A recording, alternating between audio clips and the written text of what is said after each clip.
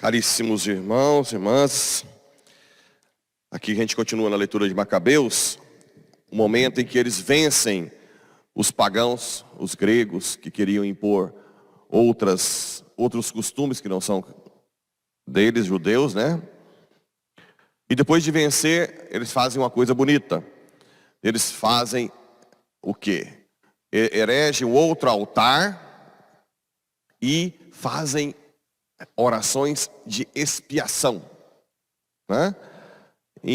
Contra tudo que os pagãos fizeram. Ornam de coroas, né? Seria como se a igreja um dia fosse saqueada e nós depois conseguíssemos vencer os inimigos e depois a gente enchesse de flor o Santíssimo, enchesse mais ainda de flor Nossa Senhora, que nós chorássemos no altar de Jesus por tudo que foi profanado.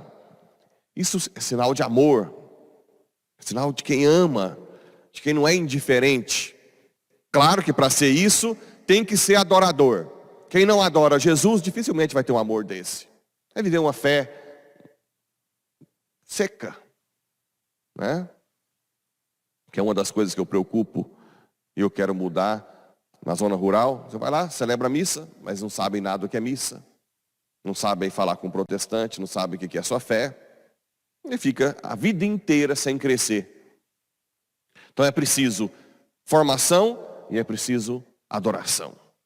Porque isso aqui surgiu de quê? Porque desde pequenininho os judeus aprendem que Deus libertou eles do Egito. De que Deus é o único Senhor. Começa com a mãe até, se não me engano, 6, 7 anos de idade. E depois já vai para a sinagoga. E o pai acompanha o filho a vida inteira explicando qual é a fé do judeu.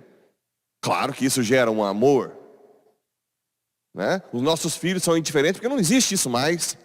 Os pais não têm nem formação mais, não são adoradores, né? Por isso a gente está resgatando a adoração contínua, né? Agora o cerco de Jericó, para que cresça essa fé. E depois aqui, a gente já fez a análise quando Jesus expulsou do templo os que faziam comércio.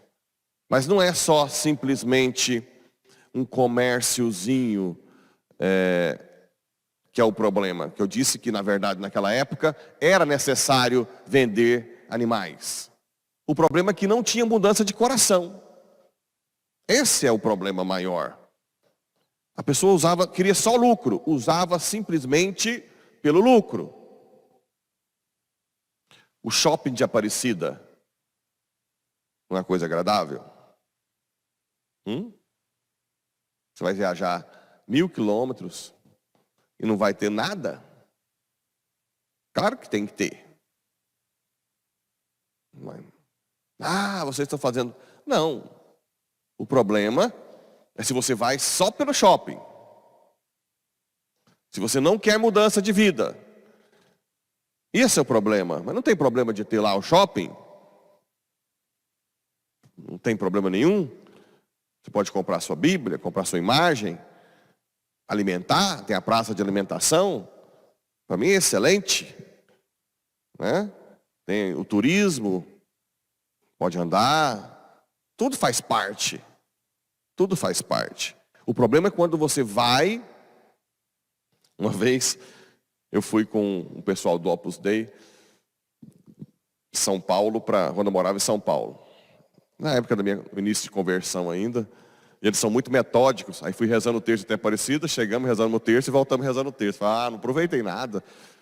Mas cada um tem uma profundidade de fé.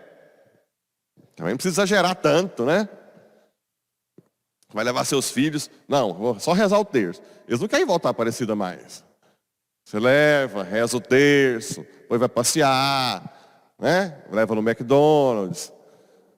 A gente tem que saber ser progressivo. E pouco a pouco levando a fé. O importante é você mostrar que você tem a fé. Que você é forte, que você é vivo, que você ama. Eu não poderia também deixar de falar hoje desses 3 santos. e desmistificar muita coisa que tem sido falado hoje. Como é que funciona a colonização do Brasil e da América? América Latina, quem foi que colonizou? Quem? Não, colonizou Portugal e Espanha, certo? Então, para vocês entenderem, para não entrar, hoje quase não acha livro que presta de história mais do Brasil.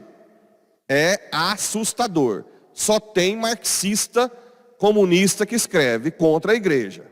Então, vocês vão entender um pouco qual é a história real. Antes da colonização, antes de 1500, não lembro qual que é a data, um antigo rei da França, chamado Felipe o Belo, estava dominando toda a Europa, ameaçou invadir o Vaticano. O Vaticano era um país enorme. O Papa, que naquela época tinha um pouco também de chefe de Estado, não, ele é chefe de Estado, mas um chefe de Estado maior, pediu ajuda para Portugal e Espanha, para não deixar Felipe o Belo atacar. Quando Portugal e Espanha aceitaram, o Papa deu algumas concessões. Parece estranho, mas historicamente isso acontece. Dentre as concessões que o Papa deu para Portugal e Espanha, uma das concessões é que os reis de Portugal e Espanha escolhiam os bispos. Chamado Lei do... Ninguém ouve falar, né? Lei do Padroado. Lei do Padroado. Então, os bispos eram escolhidos pelos reis. O que aconteceu? Quando Portugal e Espanha se tornaram colonizadores, né, e começaram a colonizar toda a América, o Papa queria tirar a lei do padroado. O que fizeram? Os reis não deixaram. Tanto é que de 1500 do Brasil até 1888 na República, tinham pouquíssimos bispos, porque os reis não achavam interessante ter bispo demais. Não queria ter grande poder da Igreja Católica no Brasil. E realmente, uma parte dos bispos que eram escolhidos pelos reis apoiavam totalmente a coroa portuguesa ou a coroa espanhola na região da Espanha. Mas não vieram só os diocesanos, vieram os jesuítas, os franciscanos, todos os religiosos, que não tinham ligação com a lei do padroado. Vieram para colonizar mesmo. E os jesuítas fizeram um trabalho excepcional. Excepcional. Colocaram os índios a um nível... Se você vê os relatos, assim, como que os índios estavam felizes. Era uma sociedade assim, em que partilhavam tudo, rezavam com vigor, queriam aprender a fé, e formaram essas sociedades super desenvolvidas, aprenderam a trabalhar, chamadas reducciones, mais no Paraguai, e no Brasil, na região brasileira, chamava algo semelhante a aldeias. Alguém já ouviu falar aldeias? Eram as formas mais belas de sociedade que já existiu na América. O que aconteceu? Começou o embate entre a coroa portuguesa e espanhola e os jesuítas. Porque os jesuítas não queriam, em hipótese alguma, a exploração dos índios. Queria somente que eles crescessem, que eles produzissem, que eles fossem santos, né? Como Juan Diego, no México, que se tornou santo, Nossa Senhora de Guadalupe, um índio santo. Eles têm direito de ser santo. Não é violência catequizar. Hoje, tem gente que acha que é violência catequizar um índio. É desrespeito. Você vai deixar ele a vida inteira com a forma rudimentar de religiosidade? Olha que absurdo que nós vivemos hoje. Que absurdo. Foi aí que, infelizmente, também, a coroa portuguesa e a espanhola foram buscar negros, né? Justamente porque os jesuítas, os franciscanos e a maioria dos religiosos não deixavam explorar.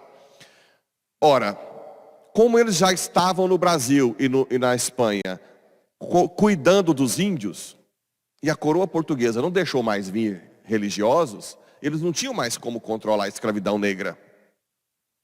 Eles não tinham nem gente para suficiente, né? Nada.